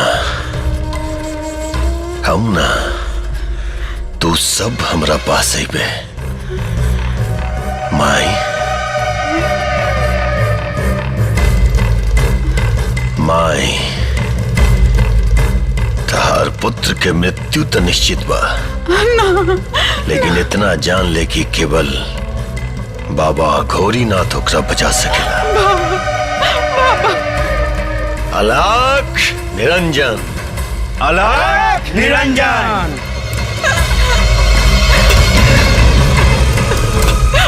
भाई दुनिया कहां से कहां चल गई, आ तू ये पखंडियन के फेरे में पड़ल बड़ू। शिवानी,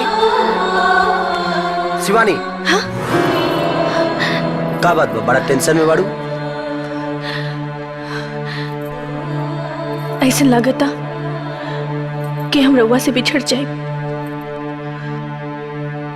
अरे शिवानी, तू है चिरकुट बाबा सन के फेरे में पड़ल बड़ू। कहीं अम्मा बाबूजी ओकरा पे विश्वास करके हमके घर से निकाल दिए तो? आगे कुछ मत बोलिए, तू नागिन तक आ, अगर कुछ भी उकबू ना तो हमारा परवाह नहीं है, तोहरा के कहियो ना छोड़ब, अपना सीना से सटा के रखो।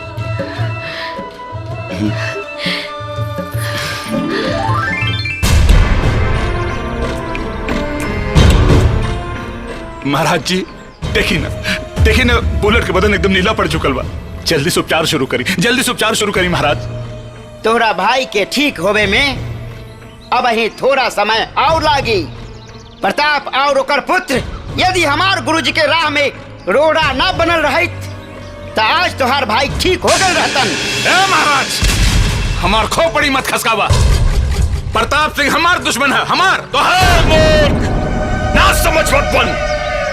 वो प्रताप के पताओ इच्छाधारी नागिन बिया। और वह तोर भाई के डसले बिया। हाँ, सगरी माजरा समझ में आ गई भाई जी। शिवानी इच्छाधारी नागिन हिया, यही से ससुरी इतना ताकतवर बिया। ए काली, हम अपना भाई के बचावेला दुनिया के कोनो ताकत से लड़ सकीला। महाराज जी रहुआ अपन पूजा पाठ शुरू करी, हम अब ही जाके ओकरा छोटा पकड़ के घसीट के लिए आवतानी। अपन क्रोध के ज्वाला के शांत कर मूर्ख, शांत कर। तू ओकरा और ओकर परिवार के अगर जरा भी आघात पहुंचाए ना, सर्वनाश कर दी। तू सबके सर्वनाश कर दी। वो इच्छाधारी नागिन के केवल घोरी बाबा अपन वश में कर सकेले और करब, और वह तोर भाई के जिंदा करी। अरे वो तो है पुता हुना, एक जहरीली नागिन बिया।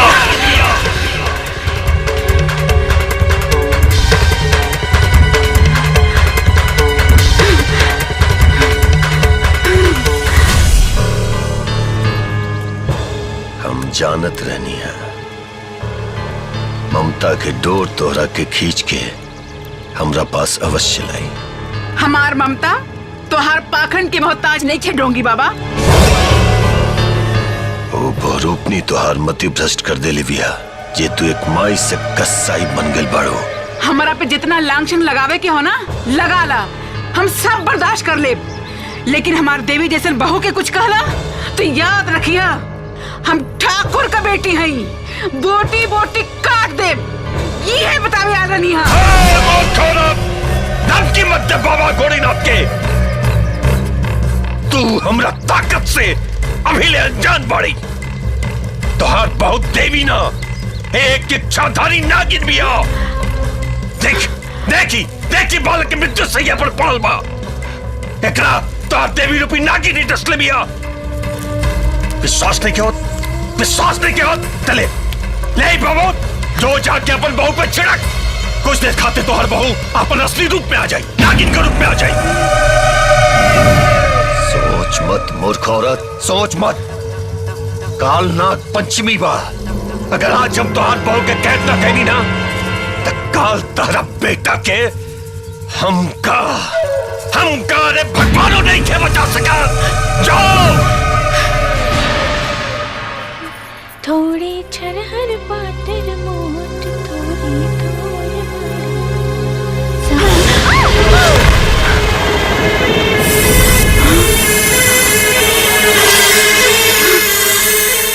नागिन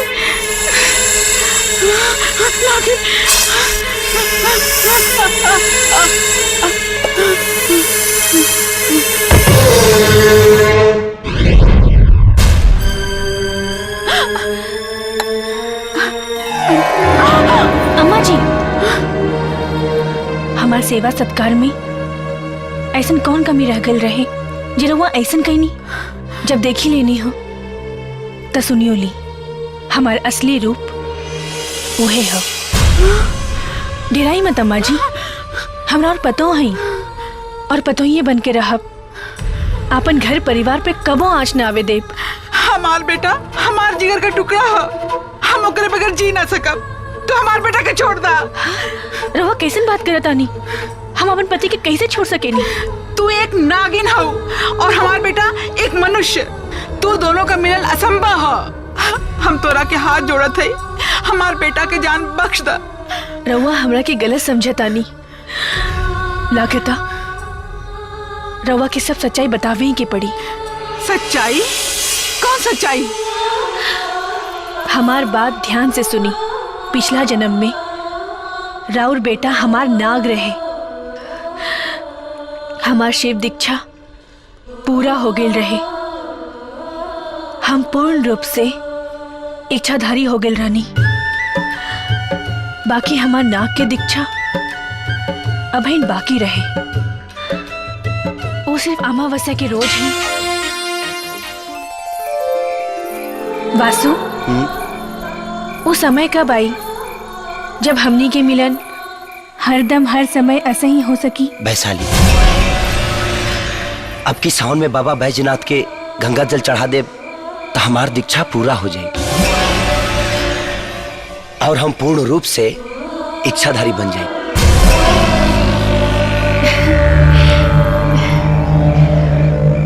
वासु, हमके वासु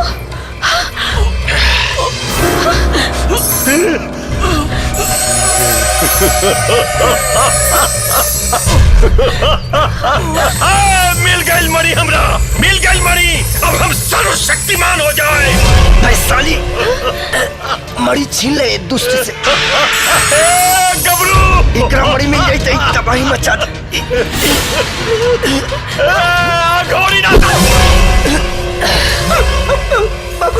दुष्ट नागिन, मणि वापिस कर दे हमरा, मणि वापिस कर दे। नाटक जवन गति नाग के खेले बनी ना, उससे भी भयानक मौत देवता दो, भयानक मौत। स्वयं के भगवान मत समझ नीच पापी। न तो ऐसा दुर्गति करब कि मौत लाता रसबे और सारी जिंदगी तो हर करेजा कापत रही। वासु!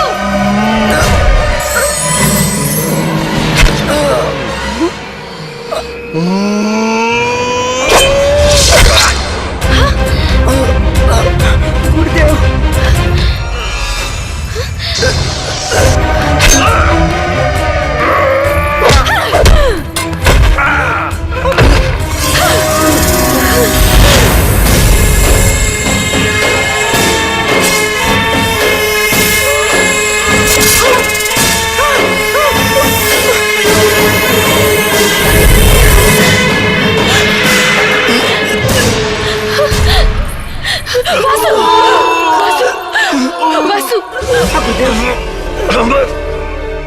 दाह संस्कार मोहम्मत करिए, हमरा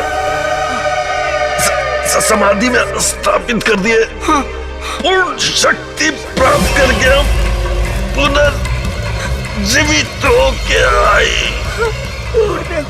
गुरुदेव, हमकी माफ कर दिया। जन्मों जन्म के मिले के वचन तोड़ के जाता नहीं। ऐसा मत बोली, हम अपन प्राण दे दे, बाकी रहो के कुछ ना होके दे। वैशाली, मौत से ही सिर्फ अधम शरीर नष्ट हुई। हमनी के प्रेम जन्मों जन्मांतर तक जीवित रही। वासु! वासु, अपन आँख खोलो। वासु! वासु!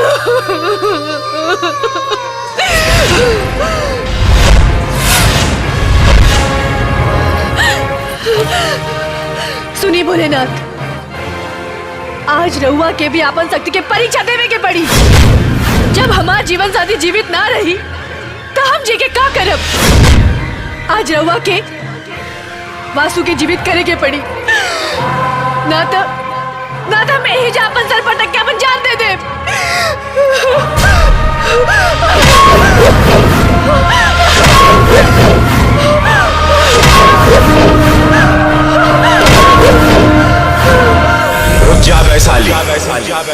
तोहरा नाक के अकाल मृत्यु भइल बा, बाकी ओकर पुनर्जन्म हमार भक्तिन सुनाना के गर्भ से एगो साधारण मनुष्य के रूप में हुई।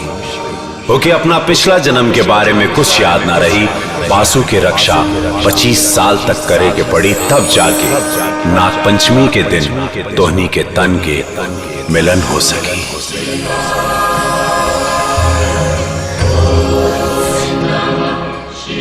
25 साल तक का 2500 साल तक भी अपन प्यार के रक्षा करेला तैयार बानी प्रभु।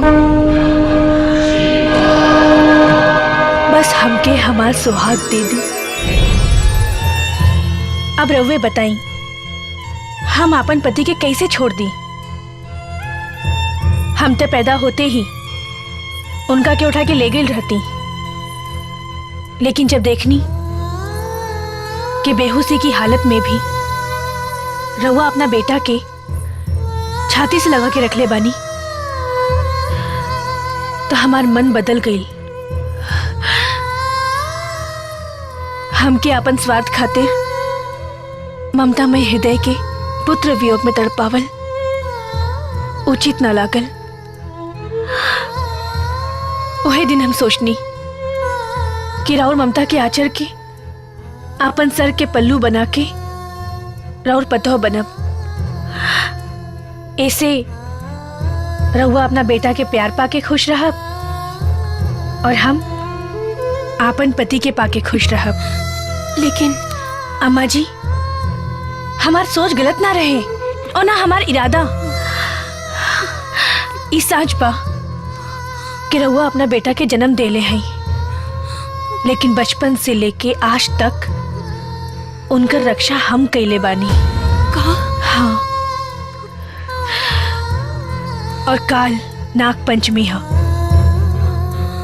काल तक हमके उनका मुसीबत से बचावे के बा, तभी भोलेनाथ के भविष्यवाणी के अनुसार हमनी के तन के मिलन हो सकी।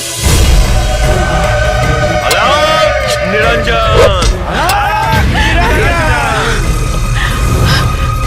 नागिन, कहाँ बाड़ी बाहर निकल। आ गइल बा घोरीनाथ तोहरा ले जाए खातिर। अम्मा जी, वो शैतान आ गई और ना बाबूजी घर में बाड़े, ना मामा जी, ना राउर बेटा। आप सब कुछ रवे संभाले के बा। हाँ, वो पाखंडी के घर में मत घुसे दी, ना तो अनर्थ हो जाई। हम अब यहीं जाके करके भगवता नहीं। देख ले अपन बहू के असली रूप। हाँ, देख लेनी। अगर ते हमार काली का रूप नहीं के देखल चाहत तो चल जो यहाँ से। बकवास मत कर। अगर हम चल गई तो तोहर बेटा नरक चल जाई।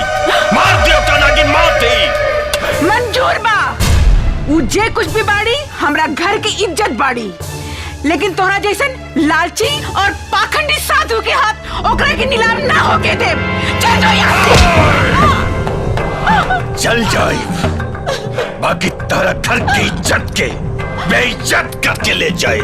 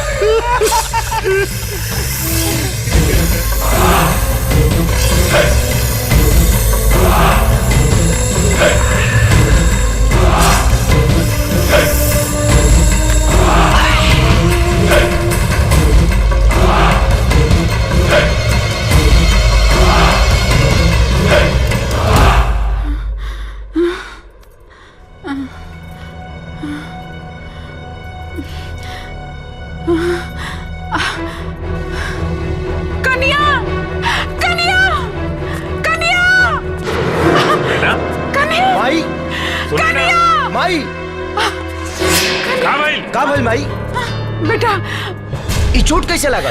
बेटा, अघोरीनाथ कन्या के उठा ले गई। बेटा, आज अपना खानदान के इज्जत का सवाल है। अपना हौसला का ताव तेज कैला बेटा, हमके हमार बहू लाके दे दा। तोरा दूध के क्रिया माई, खून के दरिया पर लाश के पुल बांध के तोरा बहू के सही सलामत लाई। मूर्ख नागिन, ई जंजीर हमरा तंत्र शक्ति के कवच से बंधल बा। जितना छटपटाइबे ना उतने ऐठात जेबे तू। बता दे उ नागमणि का पता बता दे।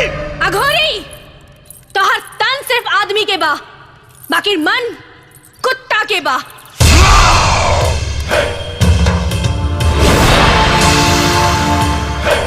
ना तो अपन मौत के पता ना पूछते।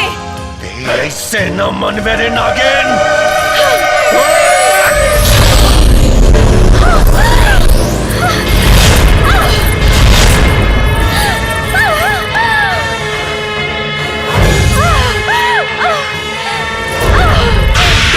बाबा है, बंद कर अपनी मदारीगिरी। अगर ये मर गई तो हमारा भाई के जिंदा के करी।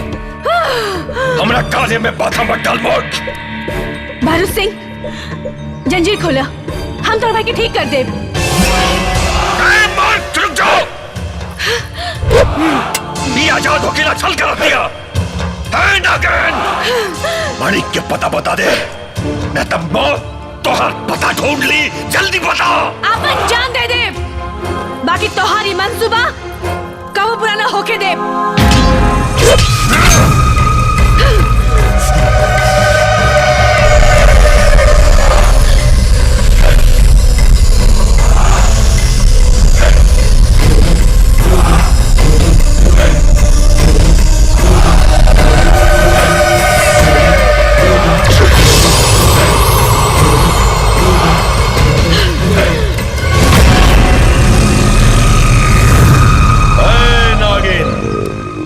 हमार संपूर्ण तांत्रिक शक्ति त्रिशूल में समाहित हो गई बा। अभी भी समय बा, बता दे मणि के पता बता दे। चाहे कुछ हो कर ले, बाकी मणि तो हर किस्मत में नहीं खिया गोरीनाथ।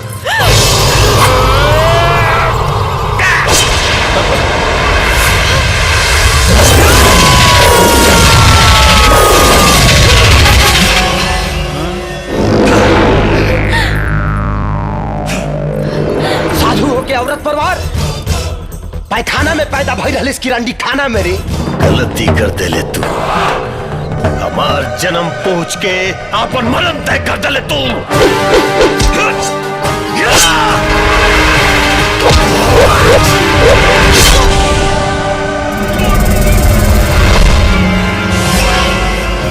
भरोत सिंह, अगली के मौत पे ही हमने के जीता, मिटा दे दुष्ट के। अरे मुंह का देखत बड़ा, मारा सारे के मारा।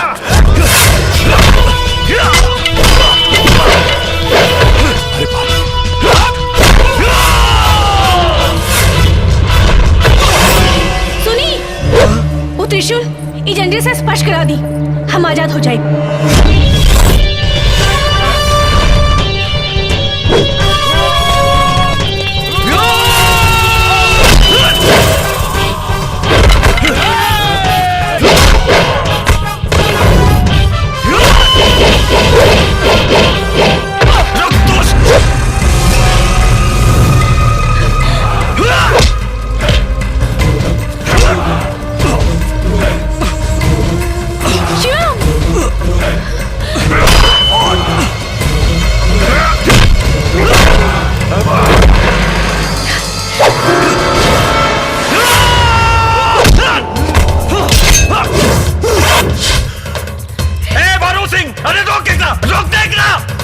अगर इन्हें गिनी आजाद हो गई ना तो क्या हो गया ना छोड़ी। घेर ला सारे के, घेर ला।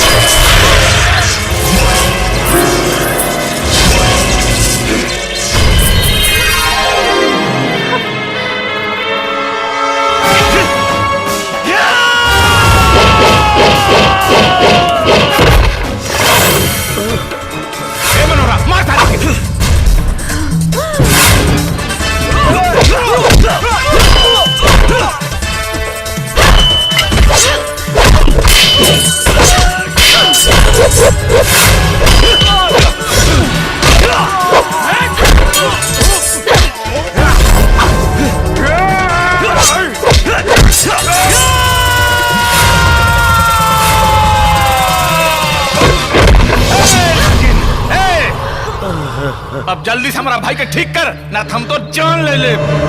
साफ चपाट बाड़े ते मनी हासिल करे खातिर अघोरी तोहरा के हमरा खिलाफ इस्तेमाल कैले बा। बुलेट मर चुकल बा। ई ना हो सकेला। और मरल आदमी कबो जिंदा ना होला।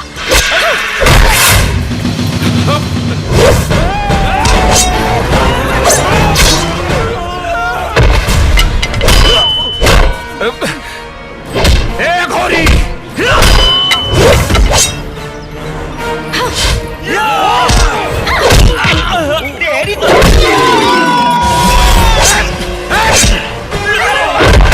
तू हमारा जज्बात से खिलवाड़ कैले, हम तोरा का जान से मार दे।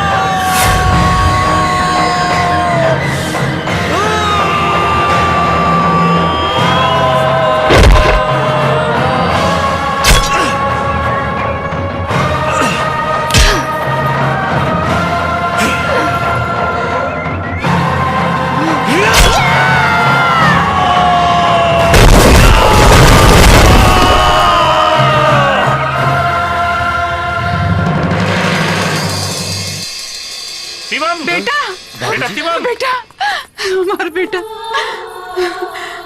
माई देखा तार पतो एकदम सही सलामत बिया। दुल्हन। अम्मा जी रवा चिंता मत करी, राहुल बेटा के कुछ ना होई। हम अपना वचन पर अटल बानी। और अब भोलेनाथ के बारी बा। बेटा। हे प्रभु, भविष्यवाणी के अनुसार आज हमने के तन के मिलन के योग पा। हम रवा से विनती करतानी कि अगर हमार पतिव्रता प्रेम में शक्ति बा तो हमके नाग योनि से मुक्त कर दी। ओम नमः शिवाय। ओम नमः शिवाय। ओम नमः शिवाय। ओम नमः शिवाय। ओम नमः शिवाय। ओम नमः